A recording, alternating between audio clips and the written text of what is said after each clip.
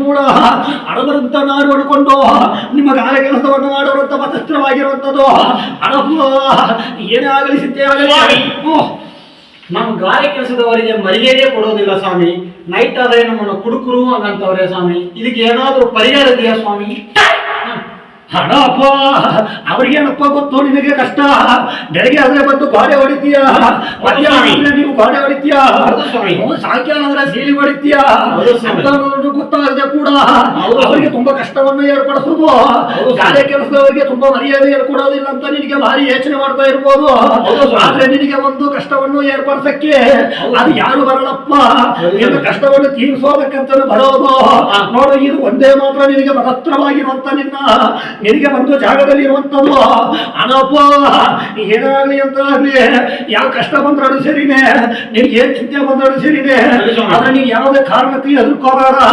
ಎದುರಿದ್ರೂ ಕೂಡ ಆ ದೇವರು ನಿನಗೆ ಗಾರೆ ಕೆಲಸ ಮಾಡುವಂತ ಒಂದು ಕೆಲಸವನ್ನು ಹಣಪ್ಪ ಏನೇ ಆಗ್ಲಿ ಶನಿವಾರ ಅಂದ್ರೂ ನಿಮಗೆ ಸಂಬಳವನ್ನು ಕೊಡುವುದು.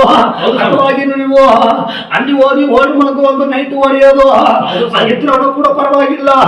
ನಿಮಗೆ ಬಂದು ಮೈಕೈ ನೋವು ಜಾಸ್ತಿ ಆಗುತ್ತೆ, ಕೈಯಾಗ ನೋವು ಜಾಸ್ತಿ ಆಗುತ್ತೆ. ಅದೇ ತರ ನೀವು ಈ ಸಾಯಂಕಾಲ ಆದ್ರೆ ಪಾಪ ತುಂಬಾ ನೋವುಗಳನ್ನು ಅನುಭವಿಸಿಕೊಂಡು ನೀವು ಒಂದು ಅರ್ಧ ಮಿಂಟಿಯನ್ನು ಹೊಡಿತೀರಂತೆ. ಇದು ಸತ್ಯದ ಸುಳ್ಳ ಏನು? ಅಪ್ಪ ಇದಕ್ಕೆ ಬಂದು ನೀವು ಒಂದು ಮಾಡ್ಲಿ ಮಣ್ಣಾಗ್ತೀರಾ, ಅಥವಾ ಒಂದು ಮಾಡ್ಲಿ ಸಿಮೆಂಟ್ ಹಾಕ್ತೀರಾ, ಆ ಗೋಡೆ ಫಿನಿಶಿಂಗ್ ಮಾಡದೆ ಹೋದ್ರೆ ಮನೆ ಕಷ್ಟದವರು ನಿನ್ನ ಬಂದು ಬೊಯ್ಯುವಂತದ್ದು ಕೂಡ ನಿನಗೆ ಮಾನ ಮರ್ಯಾದೆ ಹೋಗುವಂತ ಸ್ಥಿರಸ್ತ್ರ ಬರುತ್ತೆ. ಅದಕ್ಕೆಲ್ಲ ಎದುರಿಕೋಬೇಡ. ನೋಡು, ಇದು ಒಂದೇ ಒಂದು ಸಿಮೆಂಟ್, ಧೂಳು ಸಿಮೆಂಟ್ ನಂಬಿ ಬದುಕು, ಬಾಳು ಚೆನ್ನಾಗಿರುತ್ತೆ. ಯಾರು ಮಾತು ಕೇಳಬೇಡ. ಈ ಗಾರೆ ಕೆಲಸಕ್ಕೆ ಬರ್ಬೇಕಾದ್ರೆ ಕೂಡ ಅಪ್ಪ ಎಲ್ಲಾರು BM CM ಅಂತ ಓದ್ತಾರೆ, ಆದ್ರೆ ಈ ಗಾರೆ ಕೆಲಸಕ್ಕೆ ಮಾತ್ರ ಯಾವುದೇ ಎಬ್ಬೆಟ್ಟು ಬೇಕಾಗಿಲ್ಲ. ಅದೇ ತರ ನಿಮಗೆ ಅದೇ ಒಂದು ಬುಕ್ ಪೆನ್ನು ಸೈನ್ ಕೂಡ ಬೇಕಾಗಿಲ್ಲ. ಅಪ್ಪ ಇದು ಒಂದು ಸತರ್ಪತ್ರವಾಗಿರುವಂತದ್ದು. ಇದು ಈ ಕೆಲಸ ನಂಬಿ ಬರುವಂತ ಬದುಕಿಗೆ ಮನೆ ತುಂಬಾ ಚೆನ್ನಾಗಿರುತ್ತೆ. ನೀನು ಯಾರು ಮನೆ ಮುರಿಯಕ್ಕೂ ಕೆಲಸ ಮಾಡ್ತಾ ಇಲ್ಲ, ನೀನು ಒಂದು ಮನೆ ಕೆಲಸನೇ ಕಟ್ಟಿಕೊಡ್ತೀಯ, ಅದರಲ್ಲಿ ನಿನಗೆ ಒಂದು ನೆಮ್ಮದಿ ಇದೆ. ಅನಪ್ಪ ಇದನ್ನು ಕೂಡ ನೀನು ಇವಾಗ ನೀನು ಏನೇ ಆಗ್ಲಿ, ಎಂತ ಕಷ್ಟ ಆಗ್ಲಿ, ಈ ಗಾರೆ ಕೆಲಸ ನಂಬಿ ಬದುಕುವಂತ ಜನರಿಗೆ ನೀನು ಏನು ಕಷ್ಟ ಬೀಳ್ಬಾರ್ದಪ್ಪ. ಇದಕ್ಕೆ ನಾನಿದ್ದೀನಿ, ಇದಕ್ಕೆ ನಾನು ಉತ್ತರವಾಗ ಇದು ಹಿಡ್ಕೋ ಅಪ್ಪ. ಇದು ಸತ್ಯ. ಕೆಲಸ ಮಾಡೋರಿಗೆ ಸಿಮೆಂಟ್ ಮುಟ್ಟು ತೂಕಬೇಕಂತ ಕೂಡ ಅವರು ಬೆನ್ನು ನೋವು ಅಂತ ಕೂಡ ಕಿರ್ಚಾಡ್ಕೊಂಡು ಬರ್ತದು. ಎಂಟಿ ಹತ್ರ ಬೈಕೊಂಡು ಕೂಡ ಕೆಲಸವನ್ನು ಮಾಡ್ತಾರಪ್ಪ. ಅವರ ಕಷ್ಟ ಎಂಟಿಗೆ ಗೊತ್ತಿಲ್ಲ. ಚಿನ್ನ ಬೇಕು, ಬೆಳ್ಳಿ ಬೇಕು ಅಂತ ಬಂದು ಅಪ್ಪ ಇದು ಏನೇ ಆಗ್ಲಿ, ಇದು ಎಂತೆ ಆಗ್ಲಿ, ಅವರಿಗೆ ಒಂದು ಮೂಟೆ ಸಿಮೆಂಟ್ ಕೂಡ ತೂಕ ಕೂಡ ಶಕ್ತಿ ಇಲ್ಲದೆ ಇರಬಹುದು.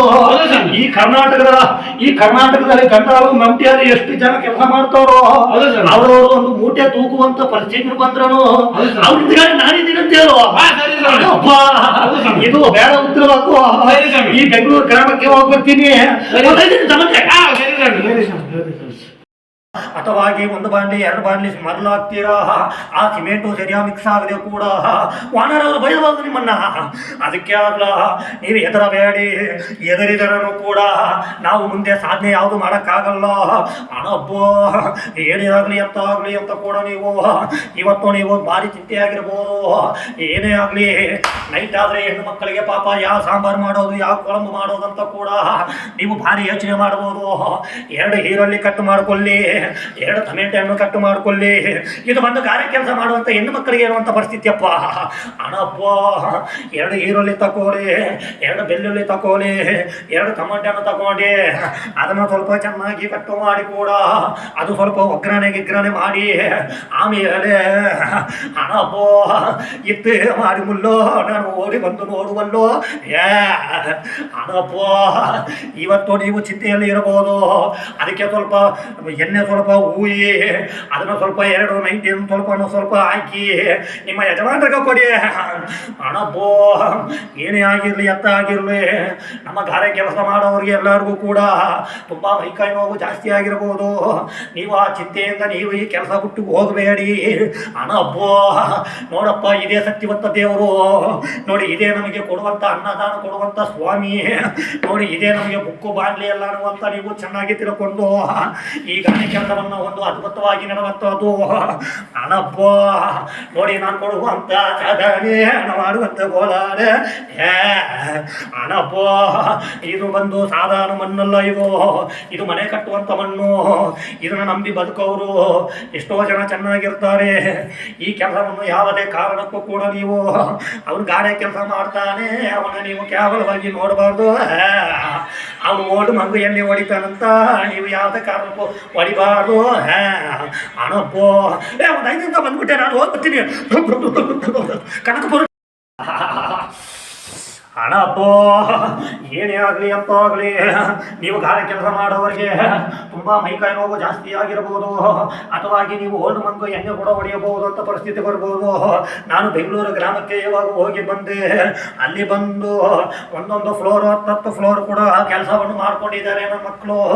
ಆದ್ರೂ ಅವರಿಗೆ ಯಾವುದೇ ಕಷ್ಟವನ್ನು ಕೂಡ ಕೊಡದೆ ಅಂತಾನೆ. ಹಣಪ್ಪೋ ಏನೇ ಆಗಲಿ ಅಂತ ಆಗಲಿ ನಾನಿರೋ ಜಾಗದಲ್ಲಿ ನಾನು ಇರ್ತೀನಿ, ನೀವಿರೋ ಜಾಗದಲ್ಲಿ ನೀವು ಕರೆಕ್ಟಾಗಿ ಇದ್ದುಕೋರ್ರಿ. ಏನೋ ಒಂದು ಪತತ್ತರವಾಗಿದೆ ಕಾರ್ಯ ಕೆಲಸದವ್ರಿಗೆ. ನಾನು ಅಲ್ಲಿ ಹೋಗಿ ನೋಡ್ಕೊಂಡ್ಬರ್ತೀನಿ.